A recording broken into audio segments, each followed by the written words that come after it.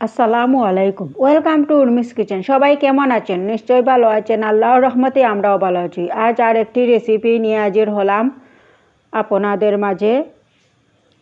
আজ রান্না করব বেগুন দিয়ে আর কার্পু মাছ দিয়ে একটা রেসিপি করব আর আপনাদের সাথে শেয়ার করব। এখানে রান্নার জন্য পাতিল বসিয়ে দিয়েছি আমি চুলায়, আর বেগুনকে এভাবে আমি কেটে নিয়েছি।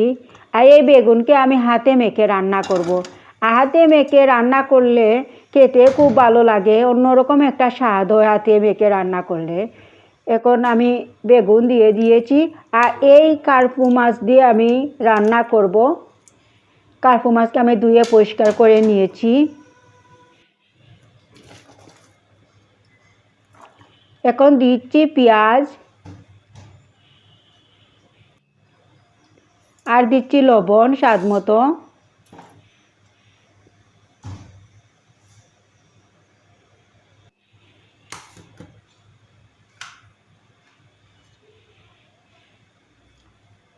এক চামচ মরিচের গুঁড়া দিয়েছি।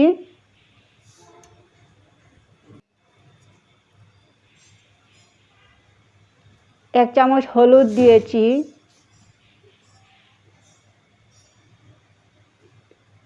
আর এক চামচ ধনিয়ার গুঁড়া দিয়েছি।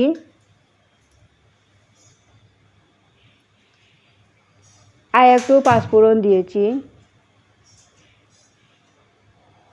এখন দিয়েছি তেল।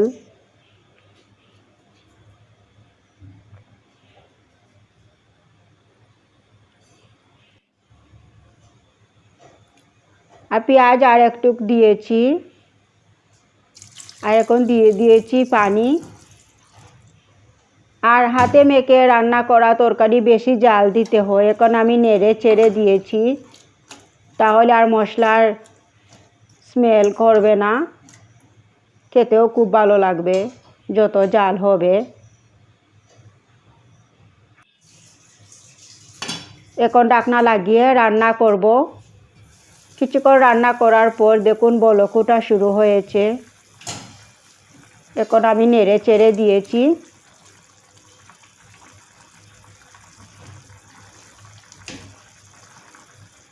আর বেগুন তরকারি খেতে আসলে খুব ভালো লাগে।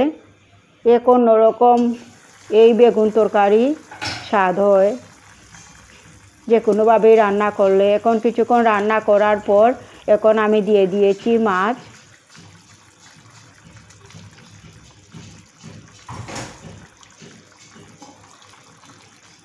মাছ দিয়ে কিছুক্ষণ নাড়াচাড়া দিচ্ছি যাতে মাছের মধ্যে মশলা ঢুকে।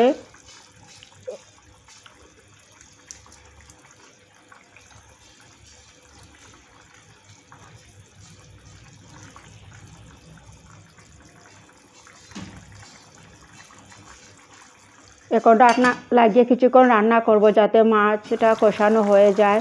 কিছুক্ষণ রান্না করার পর এখন আমি দিয়ে দিয়েছি কাঁচামরিচ। কাঁচামরিচকে আমি দুই ফালি করে কেটে নিয়েছি। কাঁচামরিচ দিয়ে আরও কিছুক্ষণ জাল দিয়েছিলাম। এখন দিয়ে দিচ্ছি ধনিয়ার পাতা।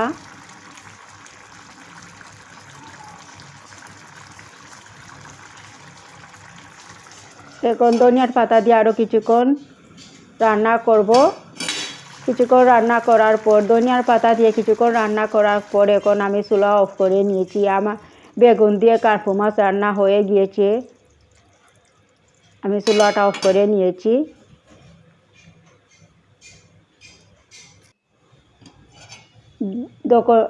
যখন আমি চুলাটা অফ করে নিয়েছি আর ঠান্ডা হয়ে গিয়েছে তরকারিটা, দেখুন এই বেগুন তরকারি কালারটা কত সুন্দর হয়েছে, খেতেও খুব মজাদার হয়েছিল। আমার এই রেসিপি কেমন হয়েছে আমাকে কমেন্ট করে জানাবেন। সবাই সাপোর্ট করবেন। ভালো থাকবেন। আল্লাহ হাফিজ।